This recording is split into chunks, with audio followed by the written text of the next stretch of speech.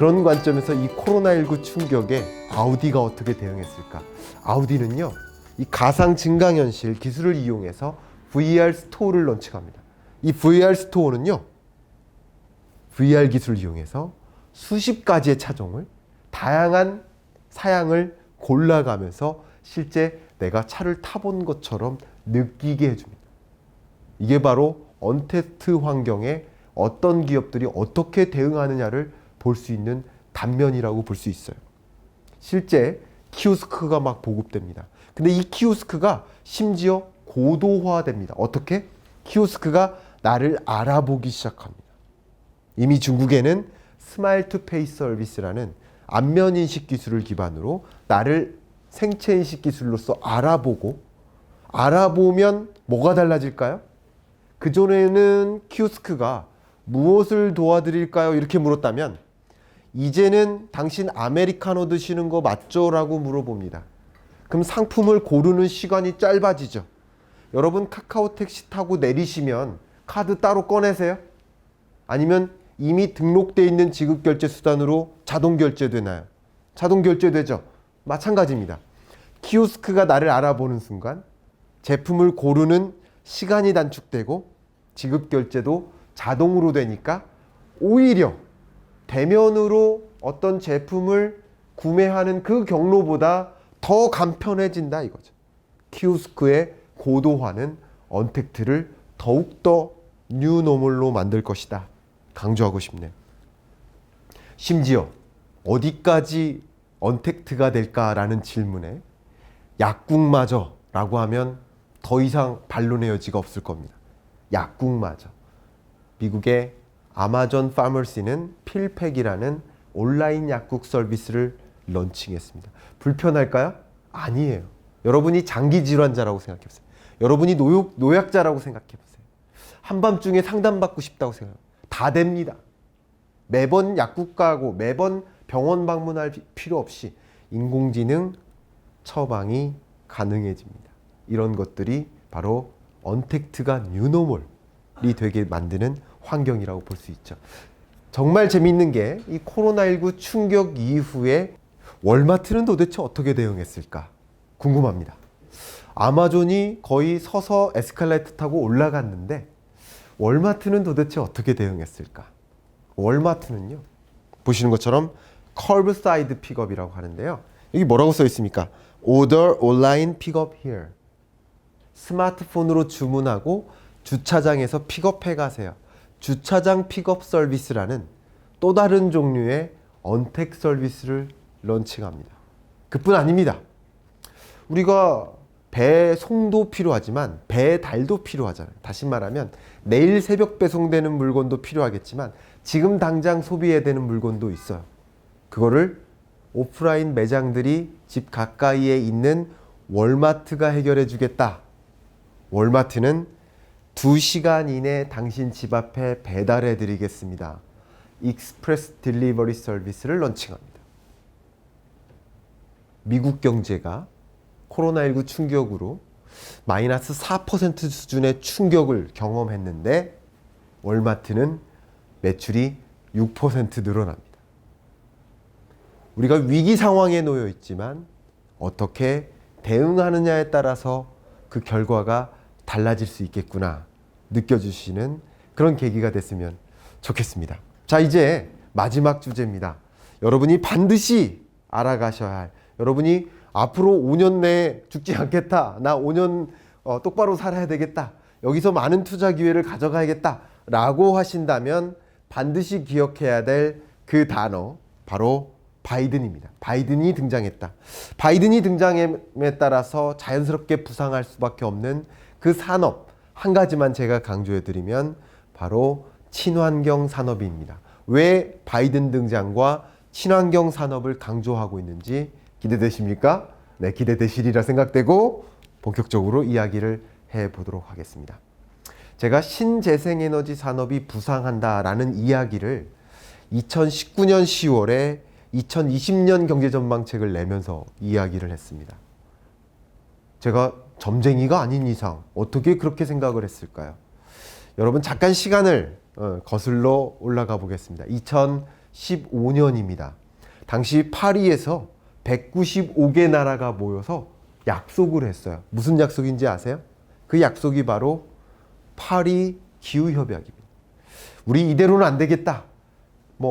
지구 온난화, 온실가스, 미세먼지 이거 이대로 우리가 성장만을 쟁취해서는 도저히 지속 가능한 성장이 안 되겠다. 195개 나라가 모여서 약속합니다. 무슨 약속이냐면 온실가스, 이산화탄소를 저감하자라는 약속에 동의를 합니다. 그런데 그 약속이 뭐냐면 2020년까지 195개 나라 각국은 우리가 어떻게 이산화탄소를 저감해 나가겠습니다 라는 이행계획안을 쓰는 시간이고 2020년 12월 31일까지 그 이행계획안을 각국은 유엔에 제출하기로 약속한 거예요.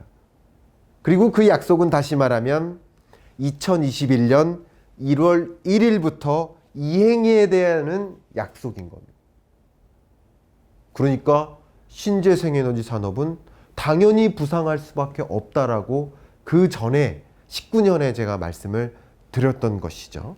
자, 그러면 실제 지구 온도 지수를 보세요. 제가 나사 홈페이지까지 가가지고 지구 온도 지수 그래프를 가지고 왔습니다. 지구 온도 지수가 정말 제가 과학자가 아니라서 잘 모르지만 어마어마하게 뜨거운 지구의 모습인 것 같아요.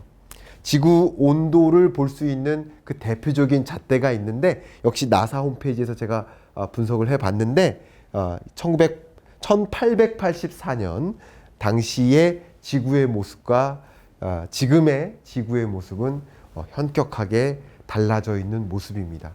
이게 가장 대표적으로 기후변화 대응 필요한가라는 질문에 대해서 필요하다라고 답변해 드릴 수 있는 그 대표적인 근거가 아닌가 생각합니다. 재밌게도 글로벌리 이 다양한 배기가스죠. CO2 배출량이 지속적으로 늘어나 왔어요. 그런데 2008년 글로벌 금융위기 때도 이 이미션 배출량이 줄은 적이 있어요. 왜냐하면 공장 가동이 멈추고 교통량이 멈추고 수출입 물동량이 줄어들면 당연히 이미션이 줄겠죠. 그러니까 이산화탄소 배출량이 줄어드는 것을 그때 경험했었어요. 그런데 이 코로나19 충격으로 CO2 배출량이 더 현격한 수준으로 줄어든 거예요. 여러분이 체감하셔도 미세먼지 걱정 사실 없었거든요. 코로나19 충격으로 공장이 셧다운되고요. 해운 물동량이 멈춰서고 수출입 계약이 철회되고 또 셧다운 조치, 락다운 조치로 인해서 교통량이 줄었어요. 그런 여러 가지 관점에서 실제 이산화탄소 배출이 줄어들었었어요. 이참에 이산화탄소 배출량 좀 줄여보자 하는 노력이 집중되면서 앞으로 이렇게 줄이자 하는 그런 노력이 실제 이행되는 시점이 2021년이라는 거죠. 그러면 여러분 한번 질문 드려볼게요. 달리기 잘하세요? 달리기 잘하시는데 혹시 숨 안 쉬고도 가능하세요? 어렵죠. 마찬가지예요. 기업들이 철강을 생산하는데, 기업들이 자동차를 생산하는데, 기업들이 배를 생산하는데 이산화탄소를 저감하면서 그 단가를 맞추기란 굉장히 어려운 노력. 그러니까 굉장히 많은 노력이 이 영역에 집중되어야 한다는 것이죠. 각국은 이산화탄소 저감을 위한 노력을 집중하는 시점이 2021년이다라는 것이죠. 그런데 제가 얼마 전 월드 이코노믹 포럼, 다보스 포럼에서 이야기한 그 대표적인 글로벌 리스크로서 산정하고 있는 그 보고서를 들여다봤는데 그 보고서를 보니까 이 이산화탄소 배출을 비롯한 이 환경, 기후변화 문제가 발생할 가능성도 가장 높고 그것이 우리 세계 경제에 주는 충격도 가장 높은 영역이다라고 주목을 한 바 있어요. 더더군다나 이 기후변화 대응이 굉장히 중요한 산업적인 관점에서도 중요한 대응책이라고 많은 국가가 느끼기 시작하는 시점이 될 것으로 보고 있습니다. 거기에 더해서 바로 환경론자 바이든이 등장합니다. 바이든이 이 수많은 국제 조약, 국제 기구를 제가 하나하나 써놨는데요. 이것의 공통점이 뭔지 아세요, 혹시? 이것의 공통점.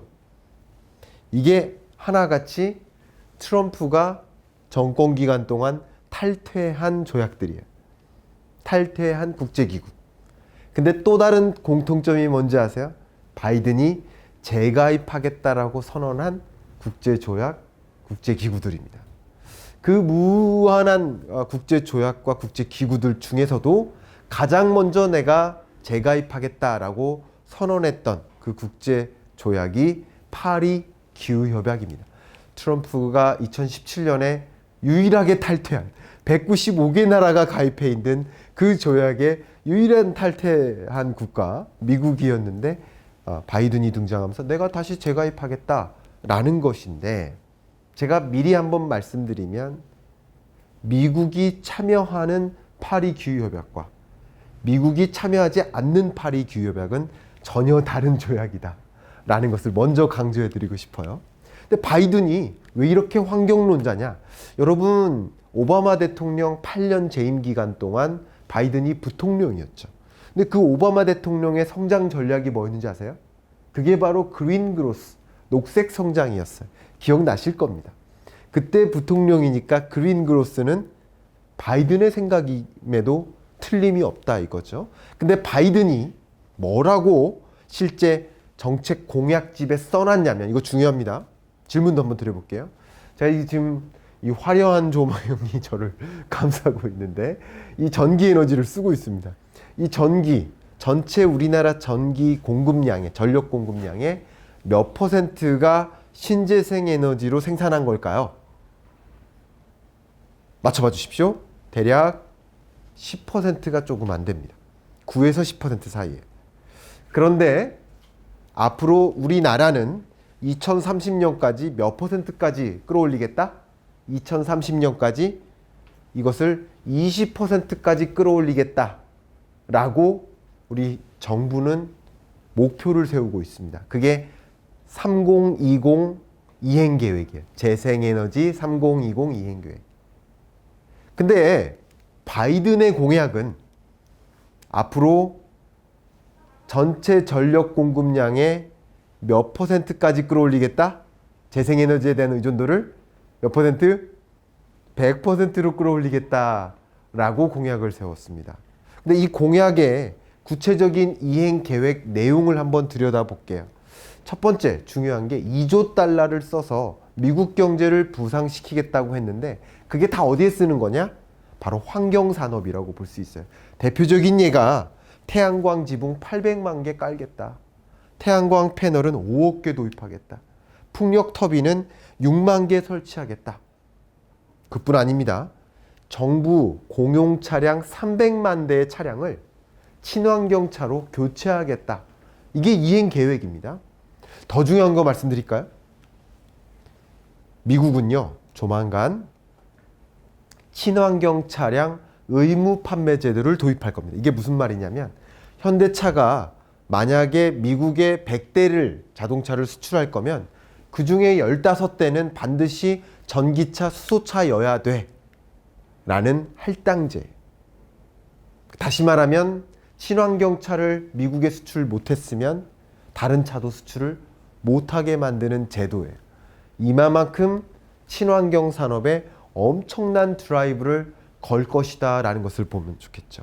다시 말하면 파리 기후협약에 재가입하고 파리 기후협약의 이행 시점이고, 더더군다나 바이든은 적극적으로 이 환경산업을 리드해 나갈 것이고, 또 한 가지 강조해야 한다면 바이든은 동맹국가의 협업체계를 굉장히 강조해요. 그리고 국제기구와의 협업도 굉장히 중요시해요. 다시 한번 강조한다면 미국의 친환경 산업의 부상일 뿐만 아니라 이것은 세계 전역에 걸친, 전 세계에 걸친 친환경 산업의 부상을 우리가 그려볼 수 있는 거라고 볼 수 있겠습니다. 우리가 어디에 투자해야 될까요? 우리 기업이라면 어떤 신산업에 들어서야 될까요? 라는 그런 궁금증에 대해서 이 어떤 경제 트렌드, 거스를 수 없는 경제 트렌드를 바탕으로 깔고 인식하고 우리가 의사결정할 필요가 있지 않을까라는 것을 강조해서 말씀드리고 싶어요. 대표적인 친환경 산업하면 많은 공장 지붕에 뭐를 깔아요? 태양광 지붕, 그리고 ESS, 에너지 스토리지 시스템, 그러니까 저장 장치죠. 그래서 에너지를 충전하고 저장하고 자가 발전이 가능한 그런 대표적인 산업이 태양광 더하기 ESS라고 볼 수 있고요. 지금 현재 기준으로 서울에 수소 충전소가 몇 개 있을까요? 알아맞히실 수 있는 분 계세요? 여기 지도에는 표시가 되어 있는데 서울에 3개 있습니다. 국회에 수소 충전하러 가면 30분을 기다려요. 그러면 수소 충전소가 이렇게밖에 없는데 수소차 탈 만한 여건이 됩니까? 2천만 국민이 수도권에, 서울과 경기도 수도권 2천만 국민이 수소차 충전소가 6개밖에 현재 없는데 탈만합니까? 아니죠. 당연히 수소차를 더 확대 보급하기 위한 그 경로 속에 수소 충전 인프라, 전기 충전 인프라를 더 많이 보급하려는 노력들도 같이 있겠죠. 이게 바로 한국판 뉴딜 사업에서 추진하는 그린 뉴딜 사업의 주요 골자 중에 하나입니다. 그러니까 당연히 친환경 산업에 더 많은 리부트, 더 큰 부상이 있을 수밖에 없는 환경이라는 것이고요. 그뿐 아니라 수소 산업이 부상하는데, 수소 산업이라 한다면 수소를 생성하고 저장하고 운송하고 활용하는 산업이에요. 그 활용하는 산업의 일부가 수소차인 것뿐입니다. 그 밖에 여러 산업들이 부상할 수밖에 없다 이것이고, 또 활용하는 산업 중에 수소차를 말씀드렸다면 이미 수소 열차, 수소 연료 전지 트램 이런 것들도 등장하기 시작했다라는 것을 본다면 이제 수소 산업, 전기차, 신재생에너지 산업 이런 산업들이 더 많이 부상할 수밖에 없겠구나라는 것을 염두에 두시면 여러분이 거스를 수 없는 이런 변화 속에서 나는 어디에 투자할까? 우리 기업들은 어떤 산업에 진입할까라는 것들도 유념하실 필요가 있는 것이죠. 특히 한국판 뉴딜 사업에서 지원하는 정부의 기업 지원 사업들을 보시면 태양광 패널을 우리 옥상 지붕에 깔려 합니다. 우리 기업 정책 지원해 주세요. 그럼 보조금 제도가 있습니다. 그러니까 이런 것처럼 우리가 이런 산업 트렌드에 걸맞게 기업들이 바뀌어 나가고 우리 가게가 투자 의사 결정을 할 때 다양한 정책 지원들이 있기 때문에 어떻게 하면 이런 정책 지원을 활용해서 그런 변화를 함께 이끌어 갈까라는 그런 고민을 하는 데 있어서 함께 활용해 나가셨으면 좋겠고요. 앞에 말씀드렸던 이 디지털 경제로의 전환, 이게 바로 한국판 뉴딜 사업에서 추진하는 반쪽 디지털 뉴딜. 이 디지털 뉴딜 사업이 이 디지털 경제로의 전환을 지원해주는 그런 컨셉의 전략인 것이고, 지금 말씀드렸던 이 친환경 산업에 해당하는 영역들이 기업들이 그쪽으로 간다면 역시 한국판 뉴딜 사업의 반쪽인 그린 뉴딜 사업에서 그런 영역에 상당한 정책 지원들이 있겠다라는 것을 먼저 말씀드리고자 합니다. 자, 이제 여러분께 결론을 지어 드려야 되는데요. 제가 여러분께 강조해 드리겠습니다. 여러분께 제가 이렇게 크게 외치면 같이 따라해 주셨으면 좋겠다라는 말씀도 드리고 싶어요. 한번 따라해 봐 주실래요? 변화에 투자하라. 네, 좋습니다. 변화에 투자하라. 이 변화에 투자하라 라는 단어는 이게 재테크, 기업 의사결정 이것뿐만 아니라 나에 대한 투자도 포함됩니다. 앞으로 어떤 변화가 전개되고 그 변화 속에서 나는 어떻게 그 변화에 걸맞는 인재가 될까? 걸맞는 사업을 영위할까? 그 변화 속에서 어제 사고 오늘 파는 그런 주식 투자 말고요. 중장기적으로 유망한 산업이 무엇이고 그 유망한 산업을 누가 이끄는지 그 기업을 선택해서 그 기업과 동업하라 이거죠. 그게 주식 투자인 겁니다. 그런 관점에서 변화를 읽는데 게을리한다면 재테크도 기업 경영도 나를 인재로 만드는 나의 어떤 진로 의사 결정도 다 의미가 없어질 수 있겠다. 변화를 읽고 변화에 걸맞는 대응이 필요하겠다라는 말씀을 드리고 싶어요. 그런 관점에서 첫 번째, 변화를 읽는데 게을리하지 말자. 코로나19 이후에 구조적 변화가 놓여졌습니다. 전혀 달라진 경제 환경, 경제 여건에 우리는 놓여져 있습니다. 그러면 그 구조적 변화가 어떻게 일어나는지를 면밀히 들여다보고 그 안에서 나는 그 변화된 환경에 어떻게 준비된 내가 될까? 절대 위기를 기회다, 위기는 기회다라고 외치지 말자. 위기는 위기인 것이다. 위기는 위기인 거죠. 다만 그 위기 상황에 어떻게 대응하느냐에 따라서 준비된 나에게만 기회가 오는 것이다. 차라리 위기는 기회다 외치지 말고 준비된 나에게는 기회가 온다. 이렇게 외쳐보면 어떨까 하는 생각을 해봅니다. 두 번째로 분께 강조하고 싶은 게 한국판 뉴딜과 같은 이 정책 지원을 활용했으면 좋겠다. 여러분 개인적으로도 디지털 역량 강화 사업 같은 것들이 있어요. 노약자 여러분들 주변에 뭐 할아버지 할머니 계시다면 인터넷 뱅킹 어려워요. 뭐 아니면 이메일 보내는 게 어려우세요. 인터넷 쇼핑 어려워요. 그러면 할아버지 여기 정부에서 하는 무료 디지털 역량 강화 사업이 있으니 이 디지털 갭, 디지털 격차에서 도태되지 마시고 이런 거 활용해 보세요. 내가 뭐 철강 산업에, 조선 산업에, 자동차 산업에 중요한 인재였는데 이 디지털 경제로 전환되면서 계속 뒤처지는 것 같아요. 나를 디지털 역량을 강화시켜서 디지털 인재로 육성시키고 싶어요. 그런 영역에서도 정부의 디지털 뉴딜 사업에 다양한 정책 지원들, 교육 사업들도 있습니다. 그런 것들을 활용해 나가실 필요가 있겠다. 우리 기업들이 앞으로 어떤 변화가 있는지를 들여다보고 그 변화에 걸맞는 내가 되고자 집중적으로 투자하고 의사결정하려 한다면 정부로부터 지원해주는 다양한 정책 지원들을 활용해서 그렇게 달려갔으면 좋겠다라는 말씀을 드리고 싶은 겁니다. 마지막으로 산업 패러다임의 전환, 트렌드를 적극적으로 모니터링하라.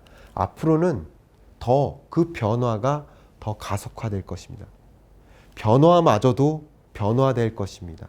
그 거대한 변화 속에 나는 앞에 말씀드렸던 토이저러스처럼 반센 노블처럼 그냥 변화를 거스른 채 도태되지 말자. 어떻게 변화가 전개되고 나는 그 변화를 정확하게 읽어나가고 그 변화 속에 나는 그 변화를 이끌어가는 리더가 되자. 그런 관점에서 변화를 읽어나가는데 게을리하지 말자라는 말씀을 꼭 강조하고 싶어요. 이스라엘 백성 이야기를 좀 해보도록 하겠습니다. 이스라엘 백성들이요, 당시 유배 생활을 하면서 자기 땅이 없었죠. 그래서 유목민처럼 막 돌아다니면서 정말 많은 민족들로부터 공격을 받았다고 합니다. 공격을 받아서 이 백성들이 찢겨가지고 몇 명 안 남은 거예요. 근데 이제 전쟁이 다 끝나고 우리 땅을 잡았는가 보다 하고 안도의 한숨을 쉬는데 내일 13만 5천 대군이 쳐들어온다는 겁니다. 그래서 울면서 기도를 합니다. 하나님, 우린 이제 어떻게 해야 합니까? 울면서 기도를 하니까 하나님이 뭐라고 하시냐면 병사들을 데려가 물을 먹여봐라. 실제로 물을 먹입니다. 근데 대부분의 병사들이 코를 박고 물을 먹어요. 근데 어떤 용사들은 준비된 자세로, 긴장한 자세로 물을 마셔요. 어디서 위기 상황이 시작될까? 어디서 공격이 시작될까? 주시하면서 준비된 자세로 물을 마셔요. 그 준비된 용사들만 300명을 모아라. 이 300명의 용사들은 내일 13만 5천 대군을 싸워 이깁니다. 이들을 기드온의 300용사라고 하죠. 우리가 비단 위기 상황에 놓여 있고 정말 혼돈의 도가니 맞습니다. 그 위기 상황에 놓여 있는 거 맞지만 어떻게 나는 기드온의 300용사처럼 준비된 내가 될 수 있을까?